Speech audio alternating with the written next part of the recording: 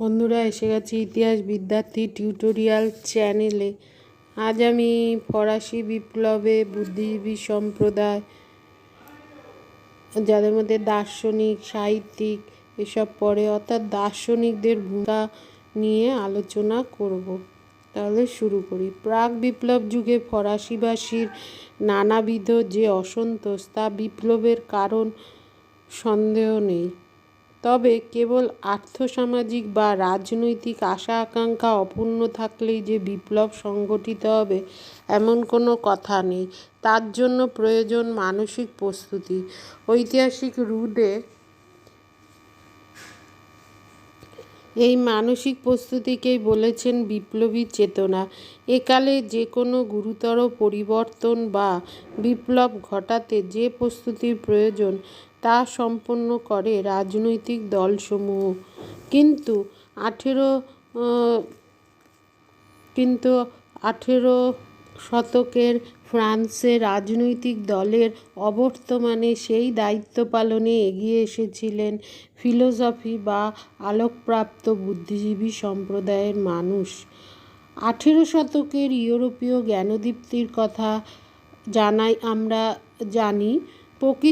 প্রকৃতিবিজ্ঞান এবং যুক্তির দ্বারা সব কিছুকে বিচার করবার মানসিকতাই ছিল জ্ঞানদীপ্তির প্রধান বৈশিষ্ট্য।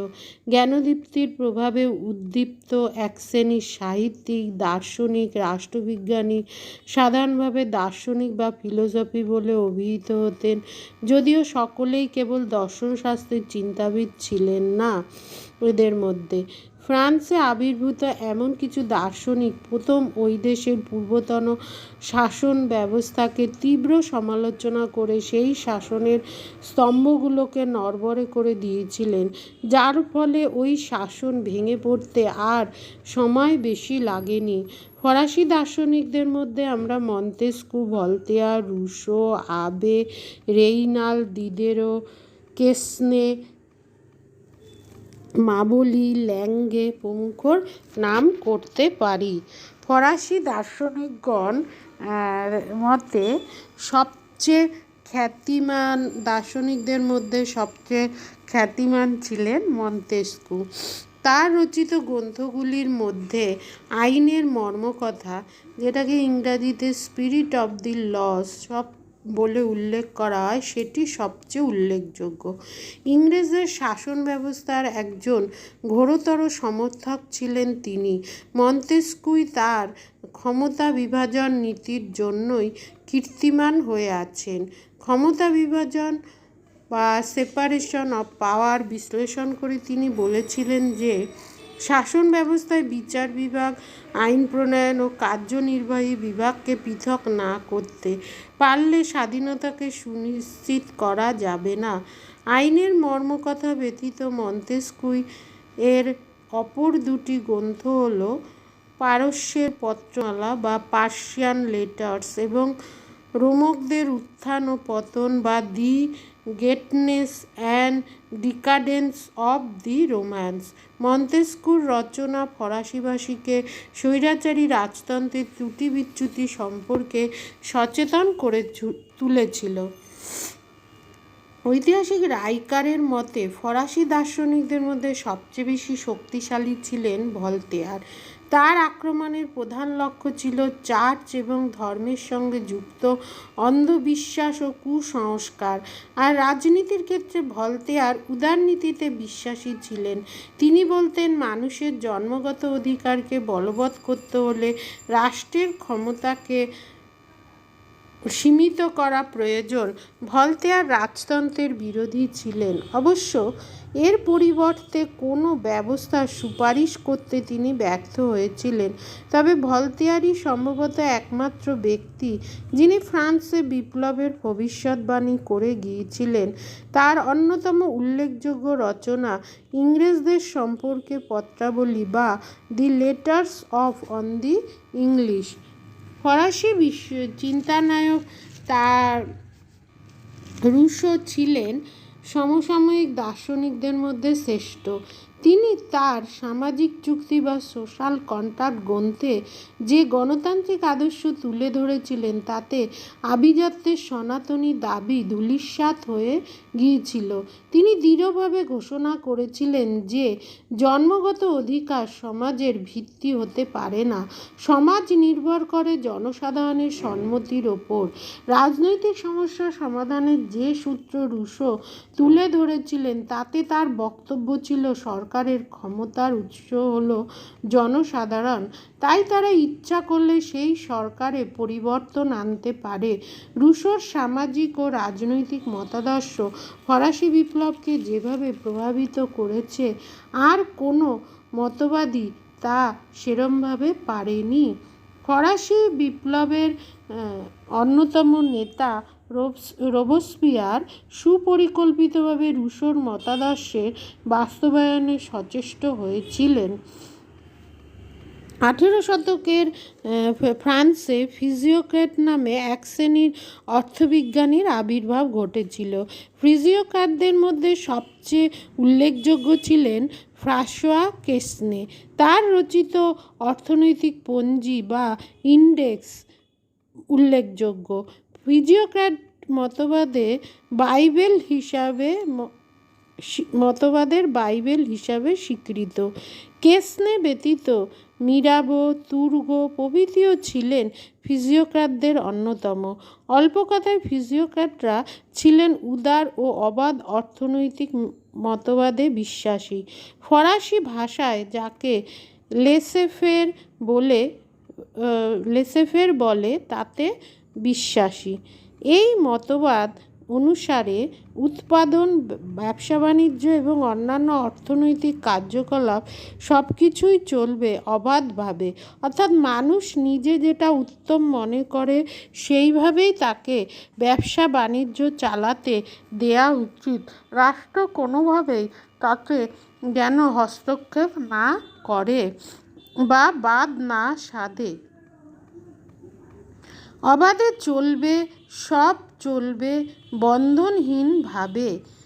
প্রাক ফরাসি বিপ্লব যুগে সনাতন বা সেকেলে অর্থনৈতিক চিন্তার পরিবর্তে ফিজিওক্র্যাটদের মতবাদ নিঃসন্দেহে এক আলোড়ন সৃষ্টি করেছিল। ফরাসি বিপ্লবে দার্শনিকদের ভূমিকা নির্ণয় করা দুরূহ ব্যাপার। ফরাসি বিপ্লবের ঐতিহাসিক ও গবেষকরাও এই বিষয়ে একমত নন। মুনিয়ে, মার্স স্টিফেন্স প্রমুখ ঐতিহাসিকদের ধারণা ফরাসিবাসীর ওপর দার্শনিকদের প্রচার ও মতবাদ তেমন কার্যকরী হয়নি। তাদের মতে ফরাসি বিপ্লব রাজনৈতিক ও অর্থনৈতিক কারণেই সংগঠিত হয়েছিল, সামাজিক বা দার্শনিক কারণে নয়। অপরদিকে ঐতিহাসিক তেইন, রুস্তা, দুপো প্রমুখর দৃঢ় বিশ্বাস যে দার্শনিকদের প্রভাবেই বিপ্লব এসেছিল। দার্শনিকরা পূর্বতন শাসনমালায় সমালোচনা করে সেই পুরনো শাসনের ভিত্তিকে দুর্বল করে দিয়েছিল, যার ফলে বিপ্লব সম্ভবপর হয়েছিল। বলা বাহুল্য, দুটি পরস্পর বিরোধী মতবাদের সামঞ্জস্য বিধান করা খুবই কঠিন। তা সত্ত্বেও কয়েকটি মৌলিক ব্যাপার স্মরণ রাখলে দুটি মতামতের আপাত বিরোধিতা কাটিয়ে ওঠা অসম্ভব হবে না। প্রথমত, বিপ্লব অনুষ্ঠানের পূর্বেই অধিকাংশ ফরাসি দার্শনিকের জীবনাবসান ঘটেছিল, তাই ফরাসি বিপ্লব তাদের প্রত্যক্ষ নেতৃত্বদানের কোনো প্রশ্নই ছিল না। সেদিক থেকে বিপ্লবে দার্শনিকদের ভূমিকা হয়তো কিছুই নয়, কিন্তু দার্শনিক বা বুদ্ধিজীবীদের কাছ থেকে এমন ভূমিকা আশা করা যায় না।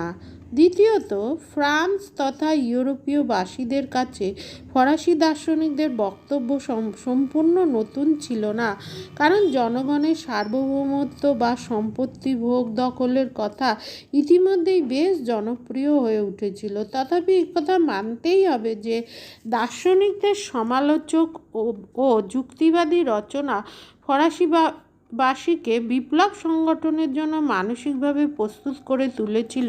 ফরাসিবাসীকে বিপ্লবের আঘাত সহ্য করার মতো মানসিক শক্তি জুগিয়েছিল। সবচেয়ে বড় কথা হলো ফরাসি দার্শনিকদের রচনা ফ্রান্সের চতুষ্সীমার বাইরে অর্থাৎ বহি ফ্রান্সে ফরাসি বিপ্লবের বাণী প্রচারে বিশেষ সহায়তা করেছিল। এরা ছাড়াও বিশ্বকোষ গোষ্ঠীর সদস্যরা ফরাসি স্বৈরাচারের বিরোধিতা করেন। এরা ফ্রান্সের দুর্নীতিগ্রস্ত বিচার ব্যবস্থা এবং অসম রাজস্ব ব্যবস্থার তীব্র সমালোচনা করেন। এদের নেতা ছিলেন ডেনিস দিদেরো। এর অন্য সদস্যরা ছিলেন দি এলেমবার্ট, হলবাক, হেলভেটিয়াস প্রমুখ। এদের উদ্যোগে রচিত হয় ৩৫ খণ্ডের বিশ্বকোষ, যাতে স্বৈরাচারী রাজতন্ত্র এবং চার্চের সমালোচনা করা হয়। ফরাসি স্বৈরাচারের সমালোচনা করায় বিশ্বকোষের কয়েকটি খণ্ডের উপর নিষেধাজ্ঞা জারি করা হয়। অষ্টাদশ শতকের সরকারের অর্থনৈতিক নীতিগুলো ছিল জনস্বার্থ বিরোধী। এই অর্থনৈতিক নীতিগুলো কঠোরভাবে সমালোচনা করেছিলেন। আগেই বলা হয়েছে ফিজিওক্র্যাট নামে এক অর্থনীতিবিদ গোষ্ঠী।